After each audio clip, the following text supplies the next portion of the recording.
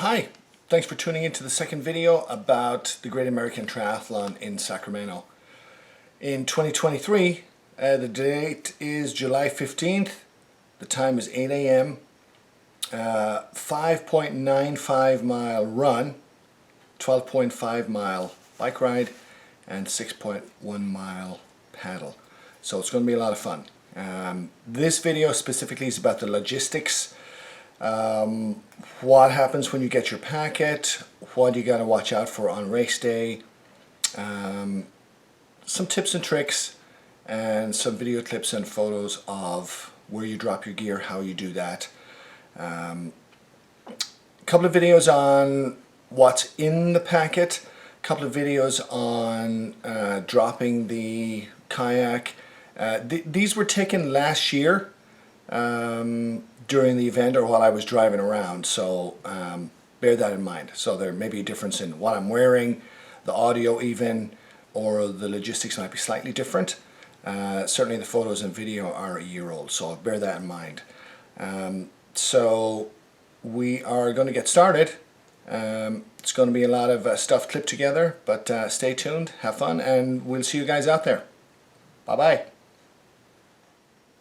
So shortly after you register, you're going to get some email confirmation with that, and then later in the year, as you get closer to the event, you have to make a plan for picking your packet up. Now, with some other events, you can pick your packet up multiple days in advance. Some of the running events will allow you to pick your stuff up at Fleet Feet or other venues several days ahead, but formerly EPI's, or now the Great American Triathlon, packet pickup is the Friday before between 4 and 7 p.m. at Riverbend Park, formerly called Gatey Park for old schoolers. That's the time frame. You got to be there. Don't even bother trying to take a chance on picking your stuff up on the morning of the event, because think of the logistics. How are you going to get your kayak? How are you going to get your numbers? It may not even be allowed. I should have checked that before I started talking, huh? But anyway, Friday the 14th in this case, 4 to 7 p.m., drive in there and get your packet. I have a little video in a second showing you what's in the packet.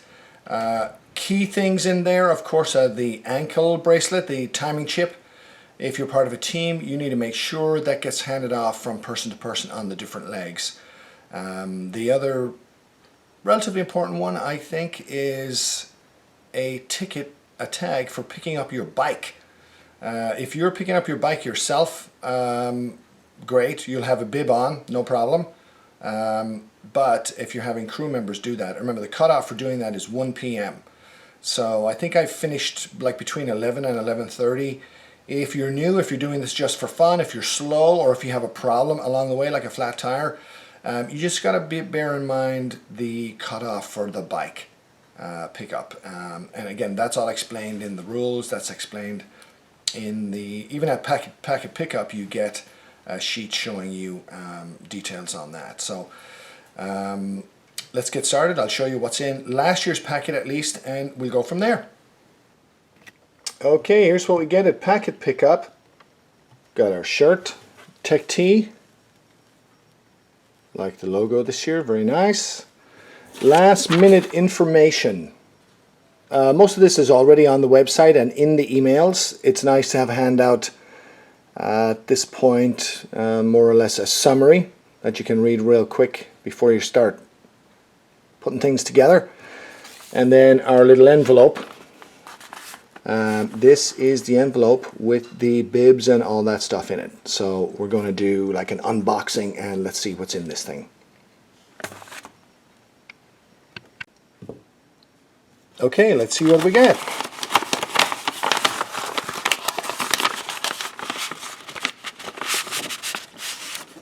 All right, let's see if that's it.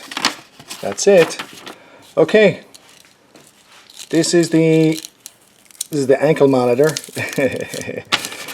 This obviously you want to attach to your ankle all the time, and if you're on a relay team, this gets transferred from one teammate to the next.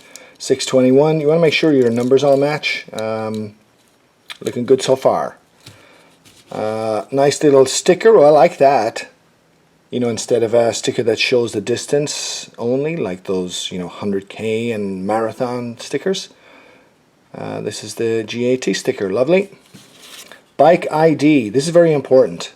This is what you can give your crew, or if you don't have a crew, this is what you'll need when you go to bike pickup. They are very concerned that you have a bike ID. I'm sure if the iron person themselves went there with their bib on, no one's going to fight you for your bike, but they don't want strangers taking away our bikes, obviously. So this goes to your crew, or if you're picking it up yourself, you will need that.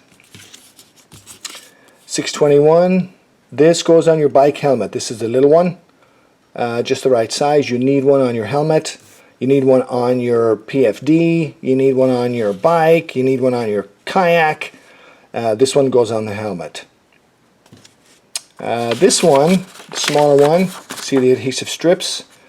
This goes on your bike. So usually the easiest way to attach that is around the top tube of the bike so it can be read as you pass by.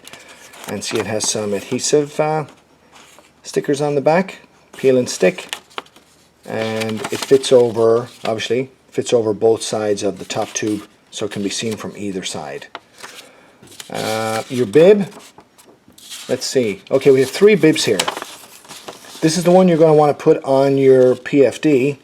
So the idea is that there's always a number visible in case of problems, or they're trying to identify who you are. So this one will go on your PFD. There's nothing on the bottom. This one is the one I'm going to wear on my person. You see it has a drink, food and beer coupons attached. So this will go on my singlet, on the run and the bike. And then this one with nothing else on it, no GAT information, the red one, that goes on your kayak. So kayak, usually most people attach that with packing tape or duct tape, something you can get off later. Kayak, PFD, life jacket, life vest, whatever you want to call it, on your person, just so you have these coupons handy when you get to the far end. If you're there before your crew, you want to eat something or drink something at the finish line, you could wear this one. This is going to go on your bike. It's the foldable one, fits over the top tube. This little one goes on your bike helmet, numbers all match. And then this is the bike ID tag that you or your crew will need to retrieve your bike at the end. And of course, arguably the most important part, the tracker. There's the unboxing. Okay, we're all numbered up. Shirt. Remember, the one we choose for the shirt was the one with the coupons on it for the drink, food, beer, and parking. You're going to need those, so might as well wear that particular bib. You're going to need your ankle monitor, your tracker, your chip, and of course you or your crew will need your bike ID. Especially if you have crew, you want to give them that for sure. There's a time limit when the bike has to be picked up by 1 o'clock, I think. So depending on what time you finish, it may just be best if your crew goes there, grabs the bike, and just meets you at the finish. In which case, they will need this. PFD's tagged up. Helmet. Pro tip, you see there are other stickers behind this one. I found these stickers particularly difficult to remove from my bike helmet. So, a word of warning, perhaps you want to put a piece of packing tape on your helmet first and then this sticker over it. Especially if it's a really nice helmet, you don't want glue residue on, or you don't want to have to fight it to get it off after the event. So these stickers, I don't know about this year's, I haven't tried it yet, but the previous 2 have been extremely difficult to pull off. They seem like they're paper labels. Alright, our bike, ready to go. It's got its own number. I choose the top tube. I mean, you could put it anywhere. The instructions say to just put it on the frame, somewhere it's visible and out of your way. The kayak, instructions call for it to be on the left side, mounted on the bow. Now, packing tape I don't trust. getting wet, I've used this black duct tape before and it's peeled off really well. You know, worst case you can use Goof Off or Goo Gone or something to get rid of it. Now another top tip, at the finish line you'll be dropping off your kayak and running to the finish, and a bunch of volunteers will grab the kayak and your paddles. Mark your paddles, and again, if you don't want to write on the paddle, put a piece of tape or something, or you know, some identifier on there so you can find them at the end, just in case. I've seen it happen a couple of times where there's been a lot of confusion at kayak retrieval and boats have gotten away, you know, right around 11 o'clock if I remember, 10:30, 11 o'clock. A lot of people are landing at the same time and paddles get dropped in the water or misplaced. So pro tip, mark your paddles. Alright, have fun tomorrow. I'll see you guys out there. Dropping the kayak. So if you're doing this by yourself, I think the preferred order is the kayak drop first, because it's the furthest and gets that out of the way, and then on your way back drop the bike and then get to the start line with an empty vehicle. If you have crew doing this for you, then it's not as much of a concern, of course. But I've got a couple of little video clips in a minute showing last year's kayak drop off, what it looked like, what access was like, and then what it actually looks like on right by the water. Now, a tip, if you're part of a team or if you have crew dropping off the kayak, you got to make sure you know where that thing is, because as you'll see from some of the clips, there are going to be hundreds of kayaks out there of all shapes and sizes, and when you get off your bike and run across the bridge, you're going to be huffing and puffing, and you need a way to distinguish your kayak. So you could use a Mylar balloon. If you place it yourself like I do in the video, then you're going to know where it is. So you just be careful of that, because every year I see people walking around because they can't find their kayaks for whatever reason. So here we go with the kayak drop. Okay, Sacramento Bar, kayak launching time. It's about 6:40. Not crazy busy yet, so we're just going to drive around and find a spot.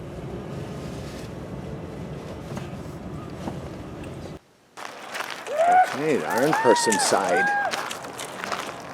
A little dazzly with the sun, but this is where we drop our kayaks. Your crew needs comfy shoes. Now, how are you going to tell which one is yours when you get back here? Okay, kayak dropped. Let's get out of here. This clip is about dropping the bike. So your bike needs to be dropped at the Guy West Bridge. They have bike stands over there, so you can, and there are different sections set up. So for example, you have men's on one side, you have ladies on another, you have teams. So there are some separations there you need to bear in mind as you drop your bike off.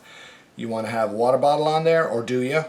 You need to have your helmet ready to go, and if you have anything else like shoes or change of shirt or whatever, you want to make sure you got that all squared away when you drop the bike off. So here's some pictures on the bike drop. It's pretty straightforward. As you run in to the transition area, you will actually run past your bike, because you run past the Guy West Bridge and then down into the dirt a little bit, and you loop back around. So don't be surprised at that. Just follow the route, follow the marshals, and they'll tell you where to go. It's pretty clearly marked out. So don't divert before you get to the bridge because you see your bike. You got to follow the route. It's all measured out, it's all timed out, so to keep it fair. Picking up your bike. Bike cutoff is 1 p.m. So pick it up yourself or have your crew pick it up. The following are some details on where you do that. If your crew's picking up the bike, they better have your bike tag. I'm not sure what the consequences are if they do not, but you know, in the interest of fairness and preventing theft, the volunteers there are going to ask you for the bike tag. Normally I'll pick my own bike up. I'm wearing my bib, you know, it's not a problem. I bring my bike tag anyway, but if someone else is picking up your bike, they better have your bib, or perhaps have to wait around for you to show. Again, I'm not sure the consequences, but make it easy for them, just give them a bike tag. So here are a couple of details on where to get your bike. One note of interest, if you Google the bike pickup area, especially if you didn't drop the bike yourself, it's going to take you down Sunrise and try and have you turn right into the park as you head south on Sunrise, but that gate is always locked. The only way in is the outgoing gate, which has those metal spikes that pop out of the ground to prevent people going the wrong way. So every year I see people going wrong there, myself included. They're diverted there by Google Maps. The only way is to go back in through the gate and drive all around back to, actually it's very close to the exit, the bike pickup part. It's much closer to the exit than the entrance. So just watch out for that, and I have a screenshot of Google Maps showing where not to go for the bike pickup. Okay, kayak pickup. Well, this one's easy because you're in it right until the finish line. So once you get to the finish, you jump out of your kayak. There's a ton of volunteers there helping out, and they'll take the kayak. They want to keep everything moving. They'll take the kayak and your paddle, and remember, my handy dandy tip, mark your paddle. Write your number on there, put a piece of duct tape on there and write on that or something or whatever, so in case it gets mixed up or lost or whatever. Now once you cross the finish line, you're good to go. Then you're free. You can hydrate again, you can get something to eat. Your kayak will be waiting at the river just below the finish line.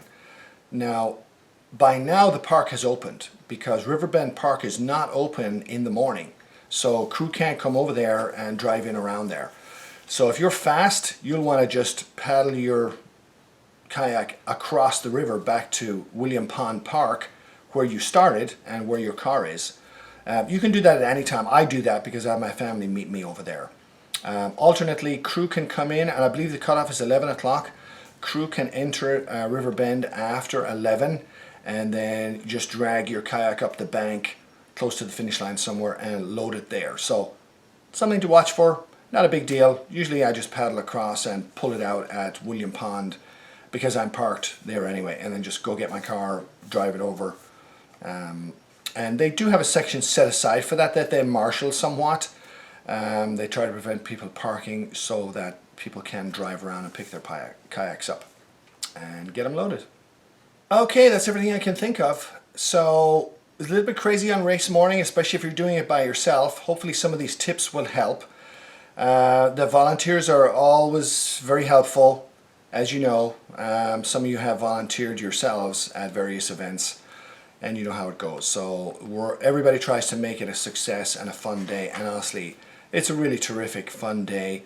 It's the kind of event that could never be organized today if it wasn't for the history between EPIs and the organizers and the various cities and governing bodies involved. I wouldn't care to be pulling the permits. I wouldn't care to be talking to the cities, trying to get this done myself. And like I said, I don't think this could exist if it was a brand new idea today. So thanks so much to the organizers. Thanks so much to EPIs before them, and thanks so much to those who've continued the tradition. It's such a fantastic and unique event.